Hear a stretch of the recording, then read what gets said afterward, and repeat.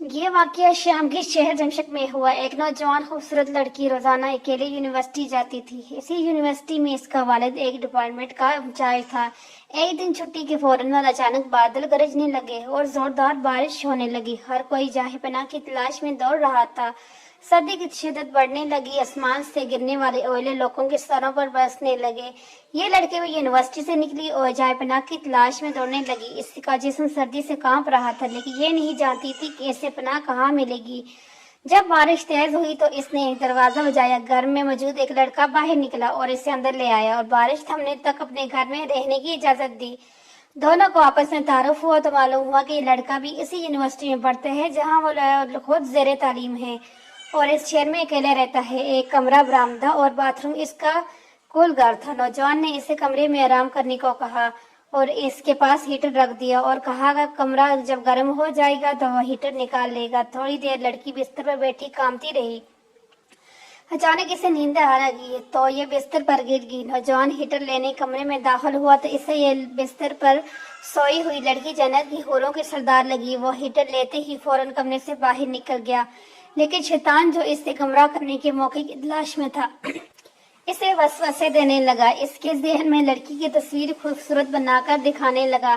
تھوڑی دیر میں لڑکی کی آنکھ کھل گئی۔ جب اس نے اپنے آپ کو بستر پہ لیٹا ہوا پایا تو ہڑبڑا کر اٹھ گئی اور گھبراہٹ کے عالم میں بے تحاشا باہر کی طرف دوڑنے لگی اور پیچھے مڑ کبھی نہ دیکھا، یہاں کہ اپنے گھر پہنچ کر باپ کے گود میں سر رکھ دیا، جو کہ پوری رات اسے شہر کے ہر کونے میں تلاش کرتا رہا تھا۔ اس نے باپ کو تمام واقعات من و عین سنا دیے اور اس قسم کھا کر کہا کہ میں نہیں جانتی جس عرصے میں میری آنکھ لگی کیا ہوا، میرے ساتھ کیا کیا گیا، کچھ نہیں پتا۔ اس کا باپ انتہائی غصے کے عالم میں اٹھا اور یونیورسٹی پہنچ گیا اور اس دن غیر حاضر ہونے والے طالب کے بارے میں پوچھا تو پتہ لگا کہ ایک لڑکا شہر سے باہر گیا ہے اور ایک بیمار ہے۔ اسپتال میں داخل ہوا۔ باپ اسپتال میں پہنچ گیا تاکہ اس کے نوجوان کو تلاش کرے اور اس سے اپنی بیٹی کا انتقام لے۔ اسپتال میں اس کی تلاش کے بعد جب اس کے کمرے میں پہنچا تو اس حالت میں پایا کہ اس کے دونوں ہاتھوں کی انگلیاں پٹیوں میں بندھی ہوئی تھی۔ اس نے ڈاکٹر سے اس مریض کے بارے میں پوچھا تو ڈاکٹر نے بتایا جب یہ ہمارے پاس لایا گیا تو اس کے دونوں ہاتھ جلے ہوئے تھے۔ باپ نے نوجوان سے کہا کہ تمہیں اللہ کی قسم ہے مجھے بتاؤ کہ تمہیں کیا ہوئے ہے۔ باپ نے اپنا تعارف نہیں کروایا۔ وہ بولا ایک لڑکی کل رات بارش سے بھیجتی ہوئی میرے پاس پناہ لینے کے لیے آئی، میں نے اسے اپنے کمرے میں پناہ تو دے دی، لیکن شیطان مجھے اس کے بارے میں پھسلانے لگا تو میں اس کے کمرے میں ہیٹر لینے کے بہانے داخل ہوا۔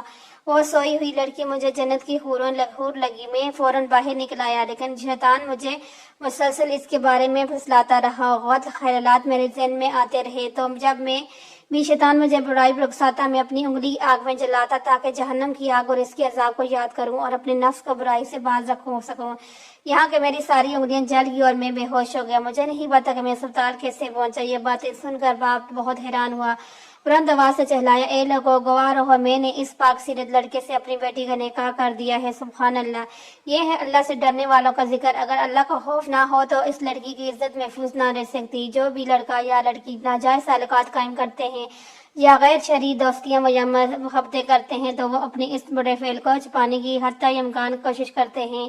وہ چاہتے ہیں کہ والدین ان کے ان کاموں سے بے خبر رہیں، حالانکہ وہ یہ جانتے ہیں کہ اللہ ان کے ہر فعل سے باخبر ہے، پھر بھی ان کے دل میں اللہ کا خوف پیدا نہیں ہوتا۔ ایسا کیوں ہے؟ کیونکہ والدین بچپن سے ان کے دل و دماغ میں اللہ کے خوف کے بجائے اپنا ذاتی خوف، رعب و دبدبا سزا کاٹنے کا ڈر ہی بٹھا دیتے ہیں۔ اس لیے آج وہ اللہ سے بے پرواہ ہو کر والدین سے چھپ کر گناہوں کے ارتکاب کرتے ہیں، اور ایسے بھی والدین ہیں جنہوں نے اپنی اولاد کی تربیت خوف خدا پر کی تو ان کی اولادوں نے بھی برائیوں سے اپنے آپ کو باز رکھا۔